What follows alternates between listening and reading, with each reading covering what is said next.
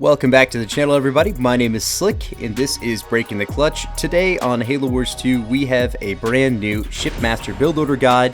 By the end of this video, you should be well versed in a new strategy, a newer strategy, slightly modified for the modern times of Halo Wars 2, heavily inspired from the past amazing Ghost build for Shipmaster. Also, guys, I apologize, even though we are in this wonderful quarantine time where we're not doing anything except playing video games, I still am slightly swamped between work and school and other things.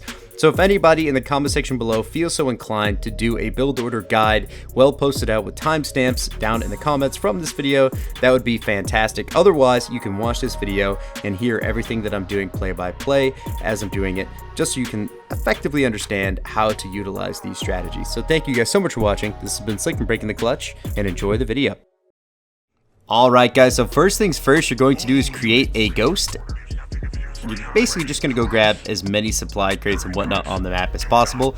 I always try to snag at least one set of power crates in this mix, just because it kind of helps with the flow of everything. Now, you guys have commented a lot in the past saying, Slick, you don't use your strategies in actual games, you always play AI. So today, we're doing something a little different. So of course, you're going to want to go for Raid as your first two leader point powers with the Shipmaster, and send that ghost out to at least get vision on one of your other mini bases. It's very important to note that you're going to need at minimum 2 mini bases, and also that this build order guide is not going to be very successful on tight maps like Frontier.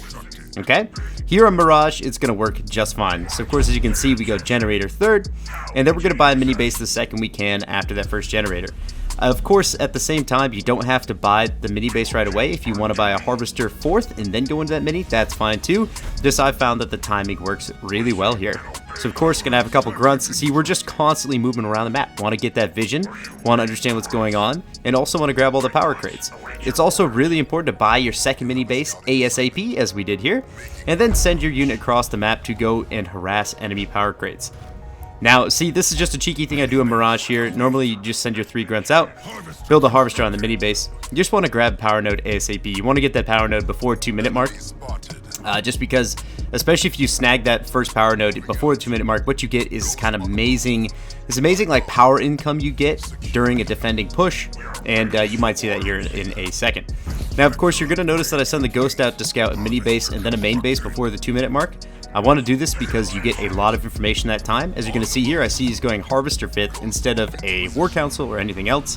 So, of course, we are going to be ready to get on the defensive. He's going to go all in on me in the next couple of minutes here. That's what you get from that scout. If you guys want me to do a video breaking down how I understand things by just simply looking at someone's base at the 2-minute mark, maybe I'll do a video on that sometime. Just let me know. So here we are, a little late to getting this power node because we're getting distracted scouting. That's okay. Just want to try to get it all rolling together as fast as possible.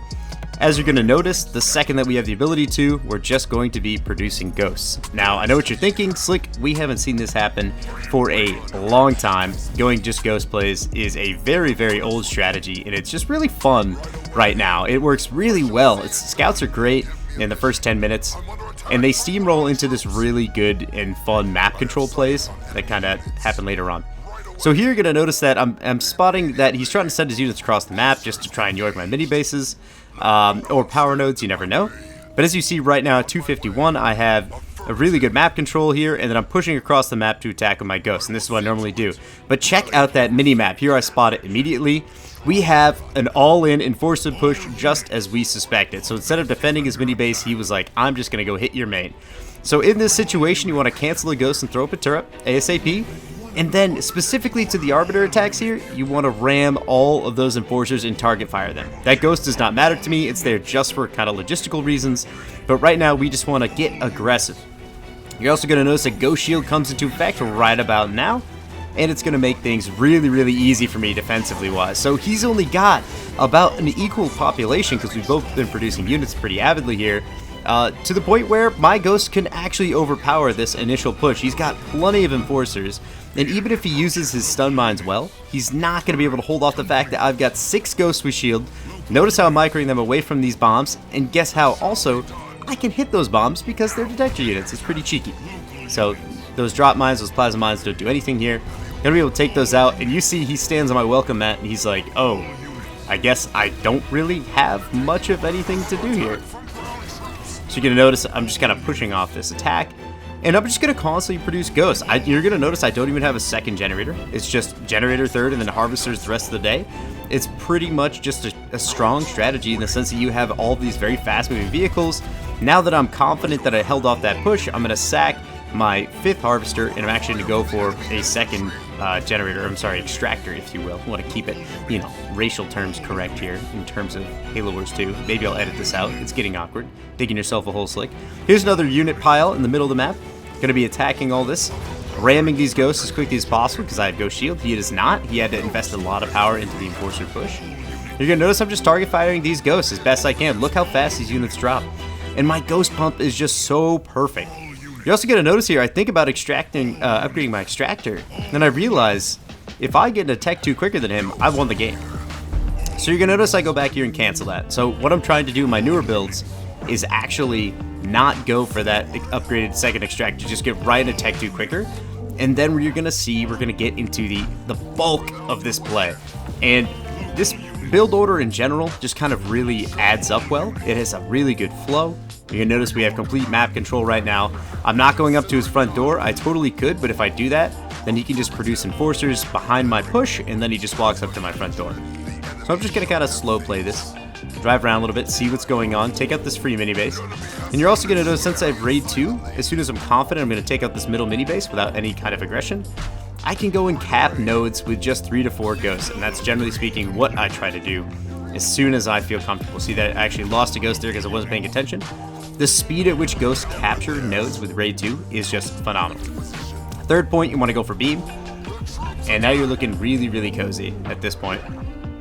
Now we can get kind of aggressive in the middle of the map, and let's just reestablish our dominance. Do a little subtle flexing on, like, do you see my ghost army? It's sick. Yes, it is. Thank you, Mr. Red Guy.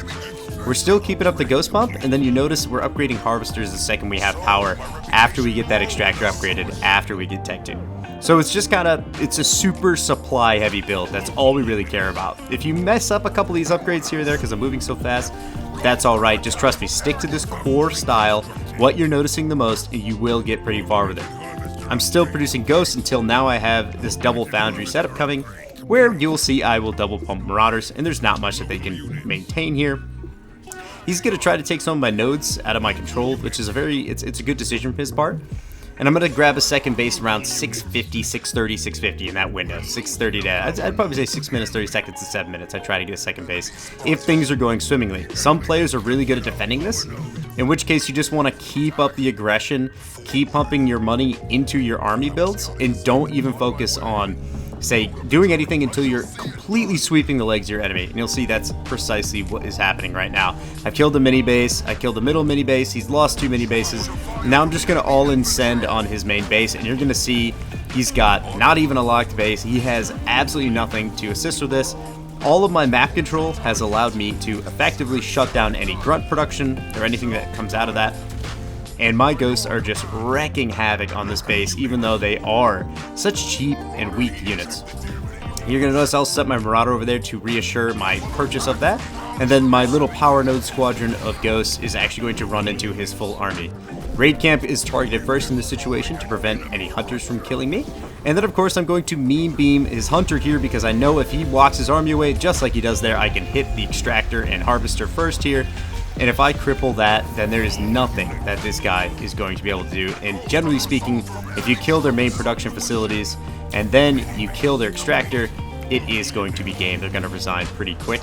And then also you're going to go into fourth point onto the Shippy drop, which is going to drop all kinds of greatness. We got a Vet 2 Ranger in there, a Vet 2 Hunter, and 2 Vet 2 Engineers, which are going to be Vet 1 Engineers, to be icing on the cake in this situation. Because see, now I have a Ranger that is going to snipe this Hunter out, and as you can hear in the background, all kinds of things are absolutely getting sacked. That is going to be the game there, guys. Quick things to note. Our last Shipmaster video hit 10k views, so if you guys can show this video lots of love, that would be amazing. I really appreciate it. Thank you to this guy for the great game. He gave me about 30 points in my Onyx rank, and now I'm getting closer and closer to champion in 1v1s here on my Smurf account. Please don't search me. It is not meant to be. You're not trying to kill me. You don't want to kill me. Come on, man. Like, we're friends here. You don't have to be that way. Last but not least, guys, thank you so much for watching. We will be uploading some more content this week. I believe we're going to be playing some more Black and Fans mods. If you guys are also curious and interested in more build order guides or any kind of strategy type videos, please let me know in the comments. We also have a scripted video coming out in the next couple of weeks that Nick and I have been working on for a while now. It is called The 10 Worst Stereotypes of Players in Halo Wars 2. It's going to be really good. Thank you, Slick, for breaking the clutch. We'll see you guys next time.